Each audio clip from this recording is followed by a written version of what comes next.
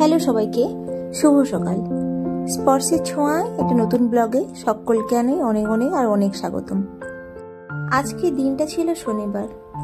আগের দিনের মতো প্রায় এরকম সময়ে সবকিছু গুটিয়ে নিয়ে মানে খাওয়া দাওয়ার খেয়ে আবার খাওয়া দাওয়ার প্রয়োজনীয় জিনিসপত্র সবকিছু নিয়ে আমরা আবার রেডি হয়ে বেরিয়ে পড়েছি।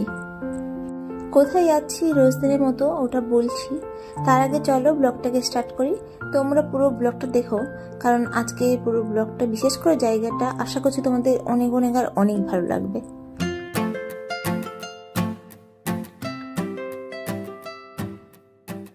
যাত্রাপথে রাস্তা দেখতে কিংবা রাস্তার ভিডিও করতে কার ভালো লাগে বলো? আমার তো বেশ ভালো লাগে। এখন যে ভিডিওটা দেখতে পাচ্ছ এটা হচ্ছে মুম্বাইয়ের অটল সেতুর। এবার বলি যে আমরা কোথায় যাচ্ছি।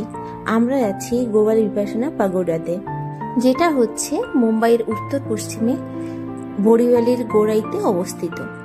আমরা থাকি নাভি মুম্বাই পানভেলে, আর আমার একদম বাড়ি থেকে পাগোডার ডিস্টেন্স দেখাচ্ছিল 85 কিলোমিটার্স বাই কার। আগের দিন ম্যাপে দেখছিলাম যে আমাদের মুম্বাইয়ের একদম মধ্য দিয়ে যেতে হবে, তাই একদম সকাল সকাল বেরোলে অনেকটা ভালো হয়, রাস্তাটা ফাঁকা পাওয়া যায়। কিন্তু সেই আমাদের দেরি হয়ে গেছিল অনেকটাই। বাড়ি থেকে বেরোতে বেরোতে প্রায় আমাদের 10:30 বেজে গেছিল, আর আমাদের পৌঁছতে প্রায় 2.5 ঘন্টা সময় লেগেছিল। এছাড়া তোমরা ট্রেনেও আসতে পারো, যে যেখানে থাকো সেখান থেকে বোরিভালি স্টেশনে এলে এবার স্টেশন থেকে অটো নিতে হবে। অটো 50 টাকা মতো নেয়। অটো করে গোড়াই বা গোড়াই খাঁড়িতে এসে ওখানে ফেরি নিতে হবে। ফেরি 50 টাকা মতো নেয়। ফেরি থেকে নেমে আবার অটো নিতে পারো কিংবা হেঁটেও চলে আসতে পারো। খুব সামনে নামিয়ে দেয়, সেখান থেকে সামনেই রয়েছে প্যাগোডাটা, তো সেখানে যাওয়া যায়। এছাড়াও বাইন্ডার স্টেশন থেকে বাসে করেও যাওয়া যায়। সবচেয়ে বেশি সুবিধা বোরিভালি স্টেশন থেকে ফেরি নিয়ে এলে, আর ফেরি সন্ধ্যে 6টা পর্যন্ত অ্যাভেলেবেল থাকে, মানে ফেরার যে ফেরিটা থাকে ওটা সন্ধ্যে 6টা পর্যন্ত। যাই হোক, অনেকটা রৌদ্র ছিল আর আমরা পৌঁছেও গেছি। পৌঁছে গিয়ে আমরা ফার্স্টে খেয়ে নিয়েছিলাম। আমি রুটি তরকারি করে নিয়ে গেছিলাম, রুটি আর ছোলার তরকারি। তো খেয়ে নিয়ে তারপরে সামনে ওখানে পার্কিং এর জায়গা রয়েছে, কোনো টাকা পয়সা নেয় না, পার্কিং এর জন্যও নেয় না, এখানে এন্ট্রি ফিও নেয় না। আমরা কিন্তু একদম দুপুর সময় পৌঁছেছিলাম, কিন্তু চারদিকটা এতটাই খোলামেলা, আর চারদিকে যেহেতু সমুদ্র রয়েছে তাই খুব ভালো, মানে খুব ভালো হাওয়া দিচ্ছিল। গরম লাগছিল না, বেশ বরং আরামই লাগছিল, ঠান্ডা ঠান্ডা বেশ। আর এখন দেখো আমরা পৌঁছেও গেছি। জানি না ভিডিওতে কতটা কি দেখাতে পাচ্ছি, জাস্ট এত সুন্দর, মানে চোখ জুড়িয়ে যায়। খুবই সুন্দর, খুবই সুন্দর। ওয়ান ডে ট্রিপের জন্য তোমরা তো অবশ্যই আসতে পারো যারা নাভি মুম্বাই কিংবা মুম্বাইতে রয়েছো। এই যে প্যাগোডাটা, এটা মায়ানমারের বুদ্ধ মন্দির রেঙ্গুনের সেদাঙ্গন প্যাগোডার আমলে তৈরি করা হয়েছে। এটা তৈরি করা স্টার্ট হয়েছিল 1997-এ। 2008-এ এটা কমপ্লিট হয়েছিল। 2009-এর ফেব্রুয়ারি মাসে এটা খুলে দেওয়া হয়েছিল দর্শনার্থীদের জন্য। এটা হলো প্যাগোডার গেটটা। দাঁড়াও ভালো করে তোমাদের দেখাই।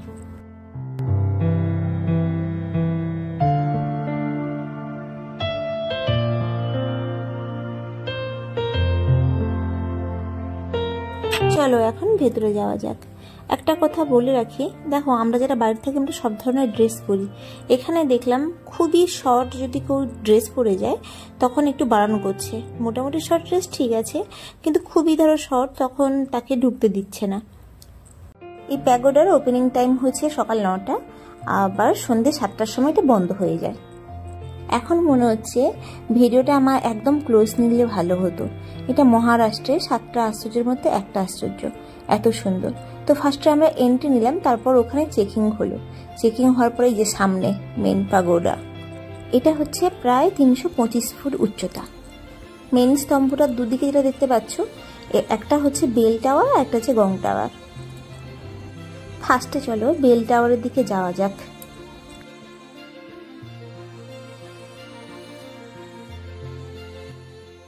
মাঝখান যে বেলটা দেখতে পাচ্ছ, এটা 14 মেট্রিক টন ওজন। এটা মায়ানমারের লোকজনই দান করেছিলেন। এটা উচ্চতা হচ্ছে 8 ফুট। ফার্স্টে যে বেলটা আমার লেখা আছে, এই যে এখানে চলে ফিরিয়ে এলাম। এখানে ফ্রি ওয়াইফাই জন্য ব্যবস্থা রয়েছে। ফ্রি ওয়াইফাই দেওয়া হচ্ছে এই কারণে এই পুরো প্যাগোডার সম্বন্ধে তুমি ভালোভাবে অনায়াসে জানতে পারো, তার কারণে।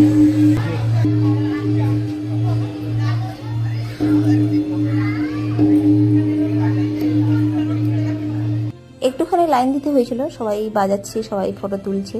তারপর আমাদের সুযোগ এসেছিল বেলটা বাজানোর। বেলটার আওয়াজটা না অদ্ভুত সুন্দর, বিশেষ করে যখন উপরে উঠছিলাম এর আওয়াজটা যখন উপরে যাচ্ছিল আরও বেশি সুন্দর দেখাচ্ছিল। এই বেলটার আওয়াজের দ্বারা এটা বোঝানো হয় পৃথিবী ও স্বর্গের মধ্যে ধর্মের বাণী বেজে উঠুক।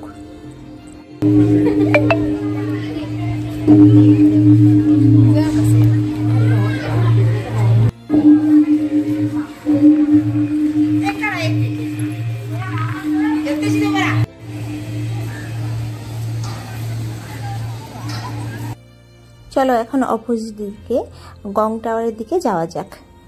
সেমই দেখতে, এখানে বেলের পরিবর্তে একটা বড় গং রয়েছে। এই যে বেল আর গং ধরে রেখেছেন চারটে মূর্তি, মূর্তিগুলো এত সুন্দরভাবে সজ্জিত, এগুলো প্রায় 14 ফুট মতো উচ্চতা। চলো এখন মেন স্তম্ভের দিকে যাওয়া যাক। এই যে মেন গম্বুজটা, এটা বেলে পাথর দিয়ে তৈরি, যেটা হচ্ছে রাজস্থান থেকে আনা হয়েছে। একদম যে উপরে প্যাগোডার চূড়া রয়েছে, সেখানে একটা বড় ক্রিস্টালও রয়েছে। এছাড়াও অনেকগুলো ঘন্টি মতো বাজানো রয়েছে, বাতাসে টিং টিং করে আওয়াজ হচ্ছে। আমরা তো ফার্স্টে বুঝতে পারছিলাম না, অনেকক্ষণ দেখার পর তারপর বুঝতে পারলাম।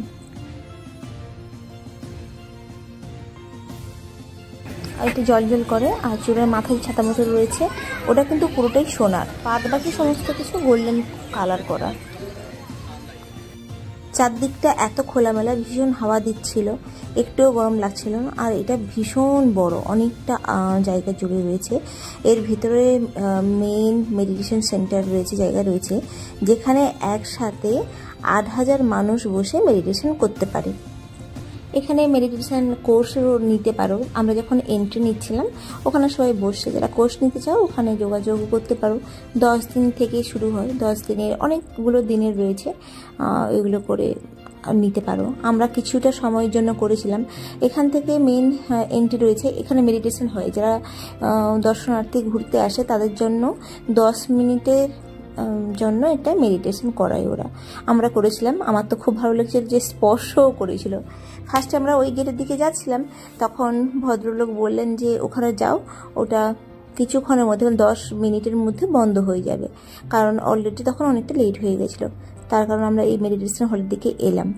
এখানে কোনো কিছুর জন্য কোনো চার্জ লাগে না। এই যে মেডিটেশনটা করাবে 10 মিনিট, এটাও কিন্তু ফ্রি। তো একদিকে মেয়ে আর একদিকে ছেলে, সবাই মিলে আমরা বসে গেছিলাম, 10 মিনিট করলামও। অদ্ভুত একটা শান্তি ছিল। আর এটা হচ্ছে মেন হল, যেখানে একসাথে 8000 জন বসে করতে পারে। দুদিকে এন্ট্রি রয়েছে, ওই দিক দিয়ে অনেকে ভিতরে ঢুকে আছেন, করছেন, মেডিটেশন করছেন। যারা হয়তো কোর্স নিয়েছেন ওনারদের জন্য কাঁচ দিয়ে ঘেরা আছে, যাতে বাইরের আওয়াজ ভিতরে না যেতে পারে। আমরা জাস্ট একটুখানি ঢুকেছিলাম, দেখলাম চারদিকটা বিশাল বড়, অনেকটা বড়। এই প্যাগোডাটি হচ্ছে বুদ্ধের শিক্ষা ও শিক্ষা অনুশীলনকারী ভিক্ষুক সম্প্রদায় যে ছিল তাদের প্রতি কৃতজ্ঞতা প্রকাশ করে নির্মিত করা হয়েছে। এই যে ভিডিওটা দেখতে পাচ্ছ, এই যে হলটা, এটা হচ্ছে বিশ্বের সবচেয়ে বড় মেডিটেশন হল, যেটা হচ্ছে উইদাউট সাপোর্টে তৈরি করা হয়েছে। চলো ওখান থেকে বেরিয়ে এসে সামনের দিকটা এখন যাই। এখন আমরা যার সামনে রয়েছি এটা হলো পঞ্চভূতের একটা রংভূমি। এখানে আকাশ দেবতা আর আকাশ দেবীর মূর্তি রয়েছে। সুন্দর দেখো, ঝর্ণা মতো আসছে, এর সামনে বসতে পারো। বোঝার কোনো উপায় নেই জলটা কোথা থেকে আসে, তবে দেখতে খুবই সুন্দর দেখাচ্ছিল।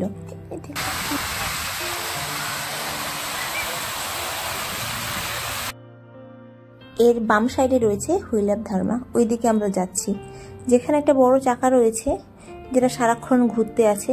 এই যে ধর্মের চাকা ঘুরছে। তো চলো ওইখানে গিয়ে দেখাই পুরোটা। আমরা সবাই জানি ধ্যানের মাধ্যমে অনেক কিছু জীবনে কমে যায়, দুঃখ, কষ্ট, চাপ, যা কিছু আছে সবকিছু। তবে আমার এখানে পৌঁছেই মনে হচ্ছিল যেন সবকিছু কমে আছে। এতটা শান্তি, এতটা অদ্ভুত একটা শান্তি পাচ্ছিলাম এখানে এসে। আর এই রঙ্গভূমি, হুইলস অফ ধর্মা, এইসবের সামনে দিয়ে আমরা এখন হেঁটে যাচ্ছি। এখানে স্পর্শ দেখো, আমাদের সাথে ফটো তুলতে বলে তোলে না, কিন্তু একটা ফ্যামিলির সাথে দাঁড়িয়ে ফটো তুলছিল, মানে গিয়ে ফটো তুলতে স্টার্ট করে দিয়েছিল। এখন আমরা পাশে যে স্পটটাতে এসেছি সেটা দুটো মূর্তি রয়েছে, সত্যনারায়ণ গণিকা অ্যান্ড ইলাইচি দেবী গণিকার মূর্তি রয়েছে। এরা মেডিটেশন টিচার ছিলেন দুজনেই।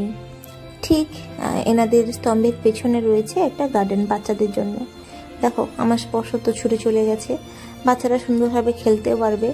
এখানে যদি একদিনের পিকনিকও করা যায় তারও করতে পারো, মানে খুবই সুন্দর। চারদিকে অনেকটা জায়গা রয়েছে, খাবার নিয়ে এসে বাড়ি থেকে খাওয়া যাবে, বাচ্চারা খেলতেও পারবে, আরাম করে বসাও যাবে। আমি ওই জায়গাগুলো পরপর করে যাচ্ছি, আগে এই দিকটা দেখিয়ে নিই। এখানে স্পর্শ কিছুটা সময় ধরে আবার খেলেও নিচ্ছিল।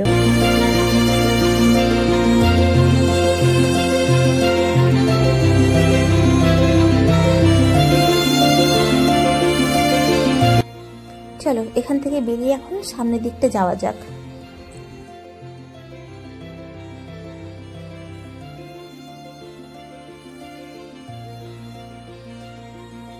এখন আমরা সামনের দিকে আছি, ওখানে একটা পিলার রয়েছে যাকে বলা হয় অশোকা পিলার।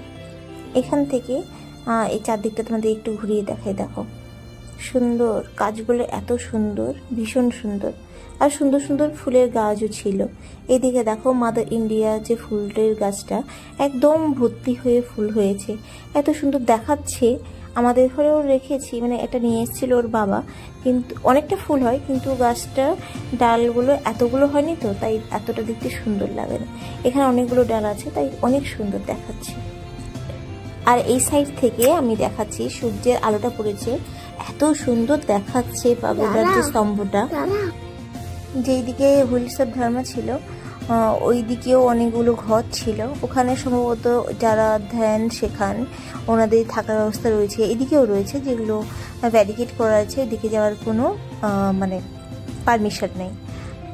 মোটামুটি একটা সারাদিন এই প্যাগোডার জন্য নিয়ে তোমরা আসতে পারো। অনেক জায়গা রয়েছে চারিদিকে, এটা তো আমি উপরে দেখাচ্ছি, এমনি চারদিকেও অনেকটা জায়গা রয়েছে। অনেক বাচ্চা খেলছে, অনেক বড়রাও এসছে, পিকনিকও করতে পারো, ব্যাডমিন্টনেও নিয়ে এসে সবাই মিলে খেলছে। খুব সুন্দর ফ্যামিলি টাইম কাটানো যাবে এখানে।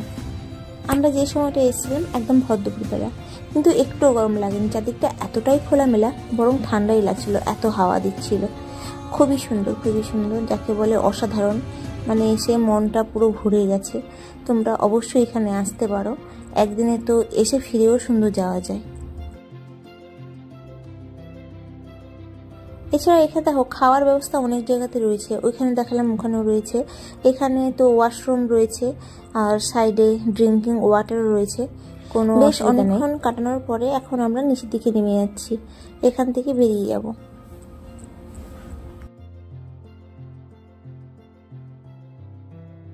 ওইখান থেকে নেমে এসে আমরা এখন সামনের দিকে চলে এসেছি। এখানেও অনেকগুলো বাগান রয়েছে যেখানে বাচ্চারা খেলতে পারে, নিজেরা বসতে পারো।